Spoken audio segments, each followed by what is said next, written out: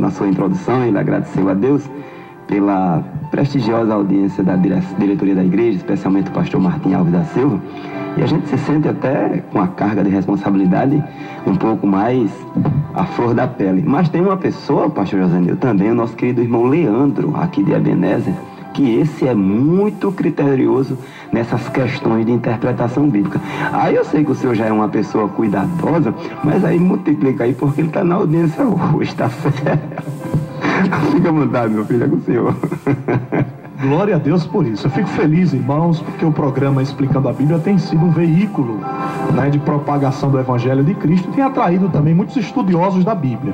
A nossa responsabilidade aumenta significativamente. Eu posso dizer aos amados irmãos que se nós fôssemos possibilitar, né, a muitos mestres e muitos professores, né, muitos ensinadores da Igreja Evangélica Assembleia de Deus, nós teríamos a oportunidade, né, de ouvir irmãos assim, preparados, né, para o exercício do ministério e seriam muito bem sucedidos aqui na exposição da palavra de Deus. Mas eu louvo a Deus, irmãos, porque o Senhor tem falado aos nossos corações através de todos os palestrantes que por aqui têm passado, e quem sabe outros nomes estarão despontando nesse ano, né, irmão Givan, de 2014, também para dar sua parcela de contribuição.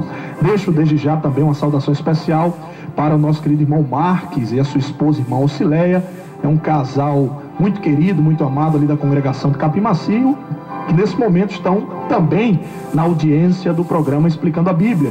E a todos os amados irmãos de Capim Macio, como eu disse no início, que estão ouvindo este programa. Queridos irmãos, nesse momento nós estaremos dando continuidade à exposição do primeiro bloco, e a partir de então nós estaremos comentando a partir do versículo de número 6. Como os irmãos podem ter observado no primeiro bloco deste programa, nós falamos inicialmente sobre a fome que se abateu sobre a terra e também sobre a orientação de Jacó que seus filhos descessem até o Egito para ali comprar mantimentos para a provisão da família. Aí no versículo de número 6, nós vemos, queridos irmãos, que José observa os seus irmãos. Estes se inclinaram perante ele, conforme o versículo 6, e o versículo 7 nos mostra que José, vendo-os, os reconheceu, porém mostrou-se estranho para com eles e falou com eles asperamente.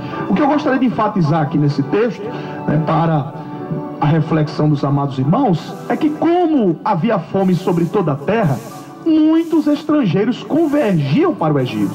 Não eram somente os habitantes de Canaã, mas os habitantes de todo mundo conhecido da época. Então, quando eles chegavam até o Egito, eles precisavam ter uma entrevista com o próprio governador-geral, que era José, para negociar a compra dos haveres alimentícios, do trigo. Por quê?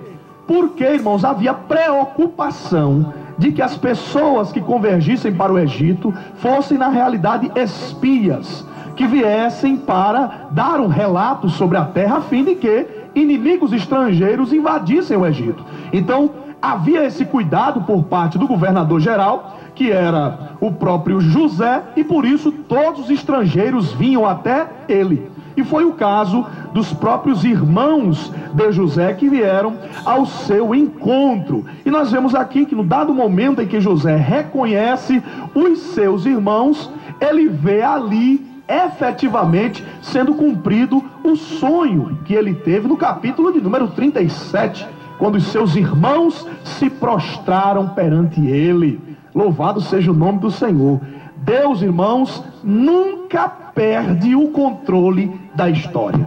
Deus é soberano e eu louvo ao Senhor por isso. Ele detém, irmãos, o controle nas suas mãos. E por isso, talvez os irmãos de José, nós vamos ver, que eles imaginaram que foram eles os responsáveis diretos pela prisão do próprio José e a sua venda para o Egito. Só que nós vamos ver que o próprio José atribui a Deus, em momento posterior isso será comentado, atribui a Deus o fato dele ter sido enviado até o Egito, para preservar em vida aquele grande povo.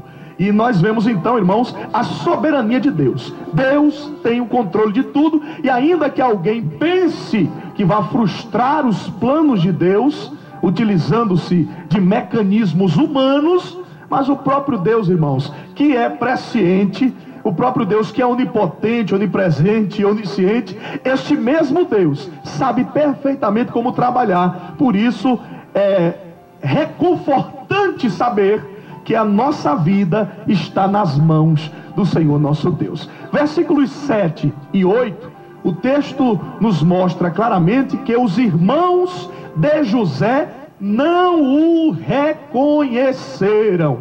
Aí você pode se perguntar, mas como é que os irmãos de José não o reconheceram? Por que isso aconteceu? Não era irmão? Primeiro, irmãos, quando José saiu da terra de Canaã, ele tinha quantos anos? 17 anos. Quando ele se transformou em governador do Egito, ele tinha quantos anos? 30. Se passaram 13. Mas aí os irmãos devem se lembrar que aqui já era o período de fome, de seca. Portanto, pelo menos mais 7 anos tinham se passado. Ele deveria ter por volta de 38 anos de idade nesse contexto aqui. Então ele não era mais um adolescente, já era um homem maduro. E outra coisa, irmãos, outro detalhe importantíssimo: a aparência de José não era aparência de hebreu, era aparência de egípcio. Ele usava, acredito inclusive os historiadores, maquiagem, como acontecia, né, com os homens e mulheres do antigo Egito. Era muito comum que eles usassem maquiagem, porque eles inclusive acreditavam que a maquiagem tinha poder de cura. Era uma superstição egípcia. E como José era diretamente uma autoridade, o segundo homem no Egito, provavelmente ele estivesse maquiado, estivesse com a sua cabeça coberta, estava com roupas egípcias e não usava barba.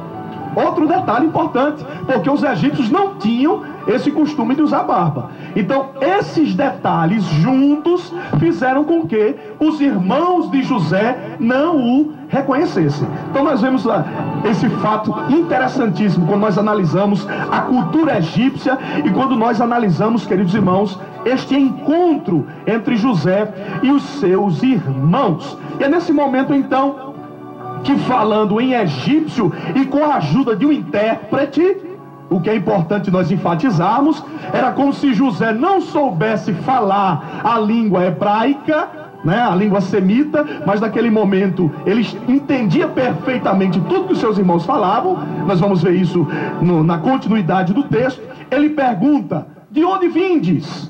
E eles respondem: da terra de Canaã, para comprarmos mantimento. Aí, a partir do versículo de número 9 até o versículo 14, nós vemos o primeiro diálogo que aconteceu entre José e seus irmãos. Este diálogo que eu citei agora, de onde vindes, da terra de Canaã para comprarmos o mantimento, já está no versículo número 9. E até o versículo 14, nós vemos José conversando com os seus irmãos. E aqui, queridos irmãos, neste primeiro diálogo, José os trata como espias, como espiões. E quem eram os espias, irmãos? Os espias eram exatamente aqueles emissários, normalmente enviados por um rei estrangeiro ou por uma autoridade constituída, para ver a terra, para ver como era a defesa da terra, né, para ver se as fronteiras eram vulneráveis, para ver o que havia de precioso na terra. Os espias tinham essa finalidade.